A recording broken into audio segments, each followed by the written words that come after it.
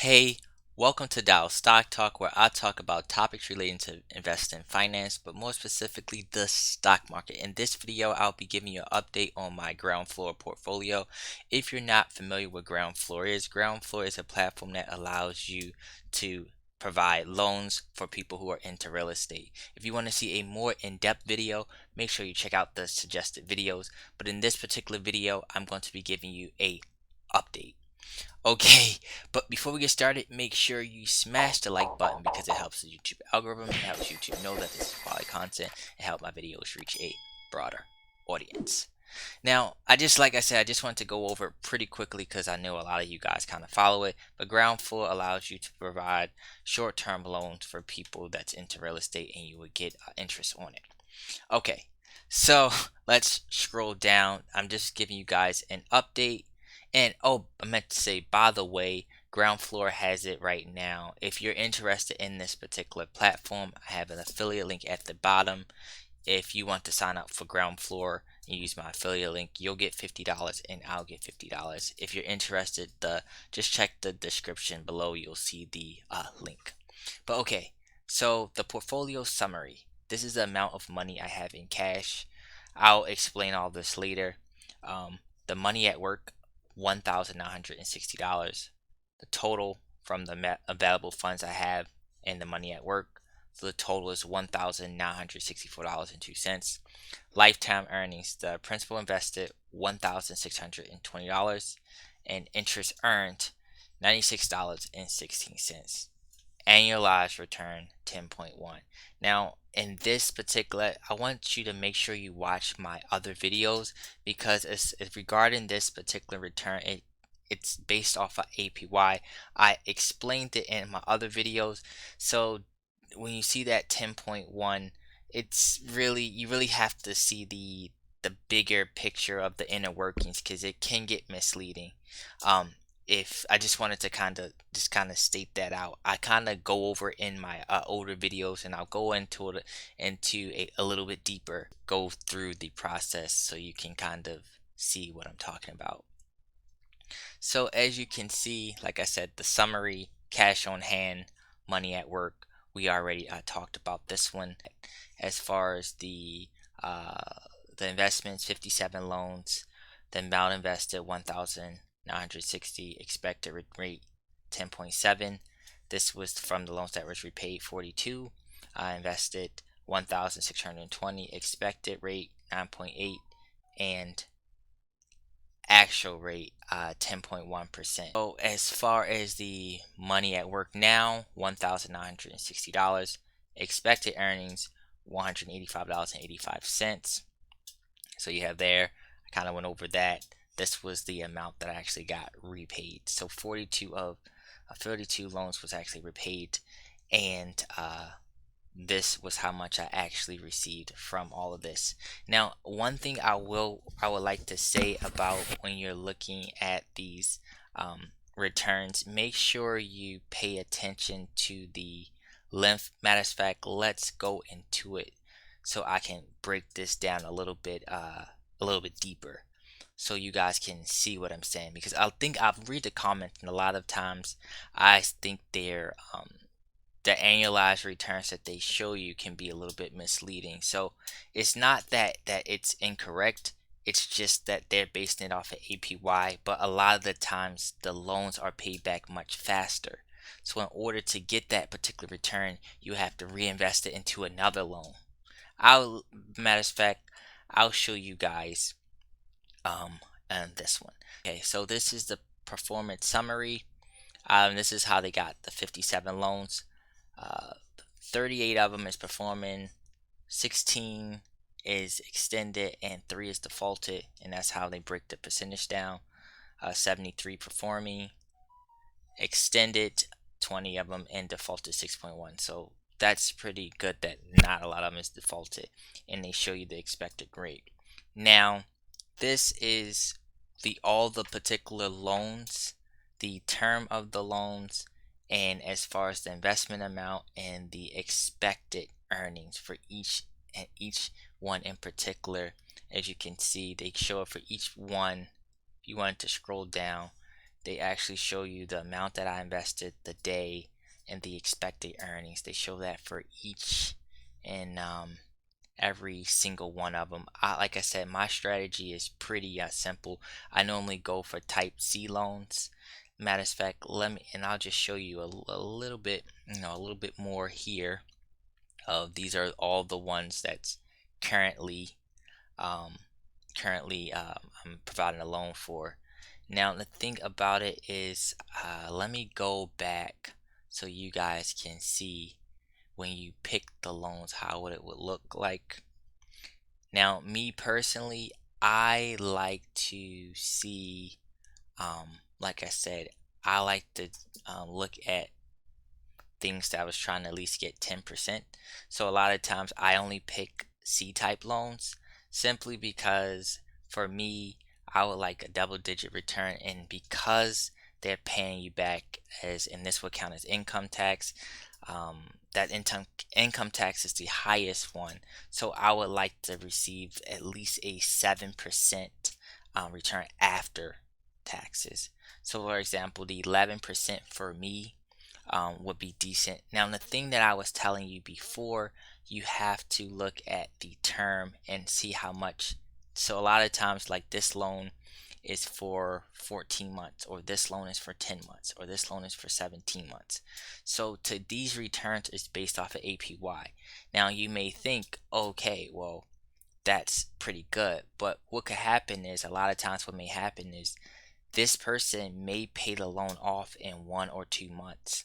So in order to get that particular 11.5, this is assuming that this period is 12 months. So if the person hold it for 12 months, this will be right. But if the person only hold it for a month, you'll get a smaller amount back. Of course, you'll get your money back earlier, but the amount of return you would have got on it would have been much smaller. So in order to do that, you would have to find another loan and kind of reinvest and reinvest in order for that time period to go. Now, it can get a little tricky because then they kind of make you another commitment into another loan. So that's the thing. I kind of explained it in my other videos, but just know, like, for example, this, as far as and this is the remaining terms, by the way. This is the remaining terms.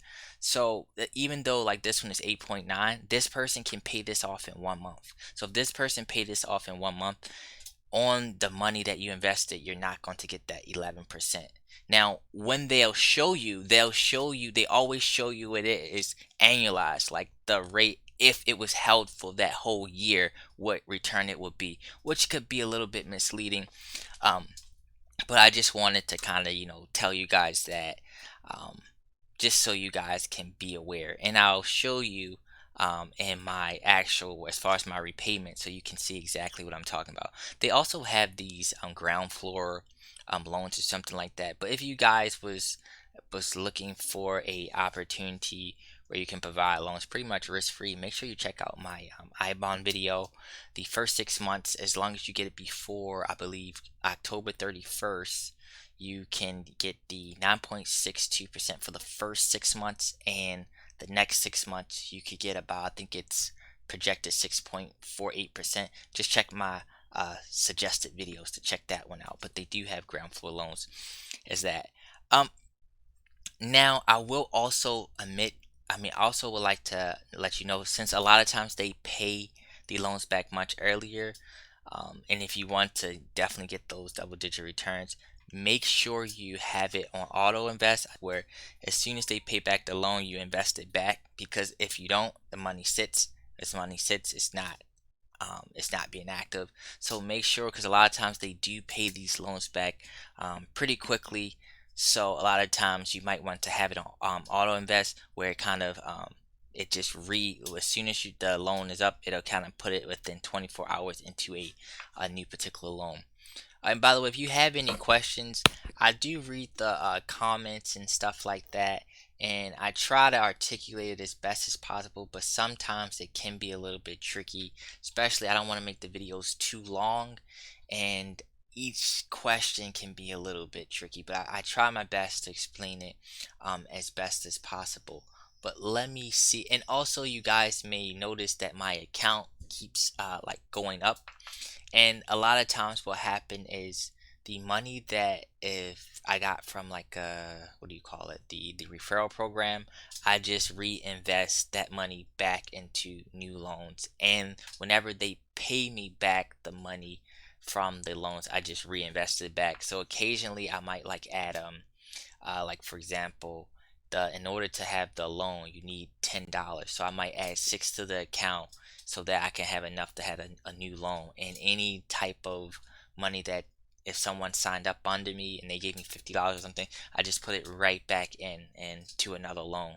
And so that's how you could see, if you might look at in my older videos, it's like, wait, his account just keep jumping. So I just really wanted to make that untransparent, that the money that I do get from if someone else signs up or something like that, I just reinvest that money back into new loans. I just wanted to definitely make that known, if you guys, especially if you guys following, like, wait a minute, how does this account just keep jumping and jumping and jumping like that? Um, yeah, but I wanted to like make that known. All right, so the repayment. This is the one I want to go over. Now, this, if you want to know how much money that you're actually getting off of that investment regarding the time period that the amount was actually invested, I want this is and want to say this is probably one of the most important parts of the video, because this is the best way I can show you, giving the term and the actual term, meaning like how long was it actually held. I mean, how long did it take them to pay it back? So for this one, it was, like I said, it was pretty much the term of the loan 12 months. The actual term is 11.1 months. So I mean, to make things simple, if this was 12 months, that would have been, exactly the 10%. You would have had the $110, as you can see, the repayment amount. But because it was 11.1, it was slightly less, but you got your money back a little earlier than the 11 months. But I want to show you. So that one was, pretty good. So that one, it would be checked out 12 months. But as you can see for this one right here, um, this, let's see, yeah, the term was for 15 months, right? Purchase 10/5/2022. They already paid the loan off, and it hasn't been in less than 1 month. So I only had 11 cents off of that.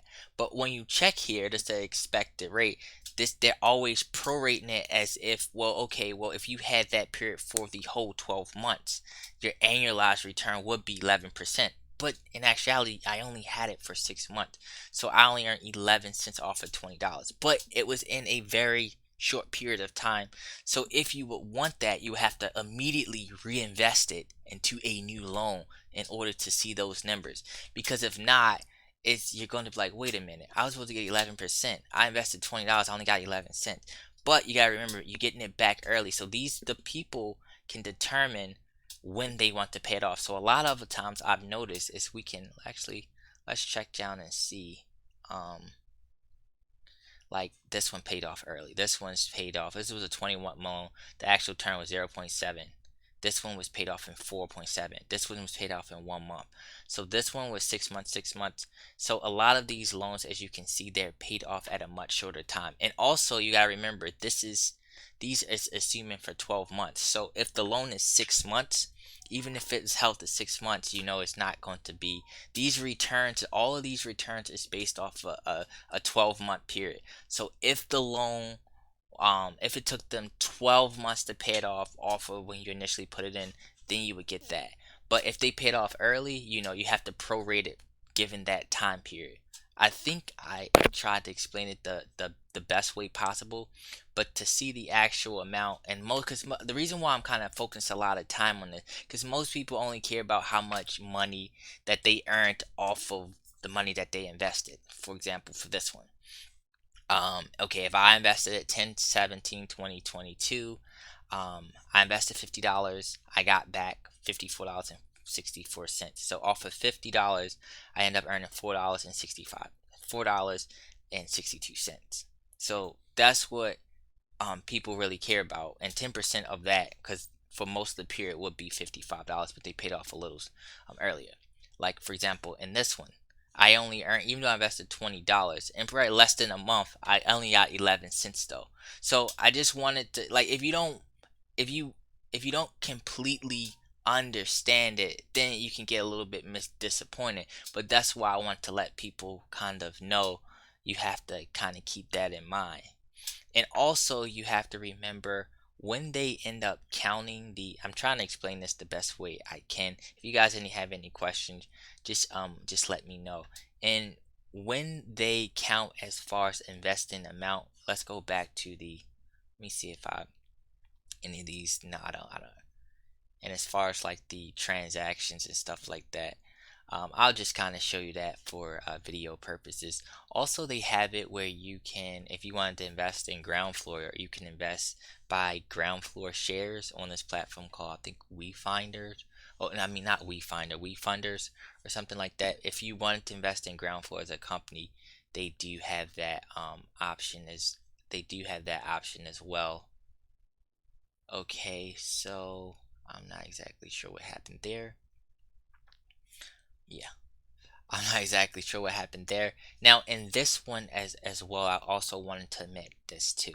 So by just looking at this, as you may could see, you say, wait a minute, $96.16 on the total amount of money. There was 1,620.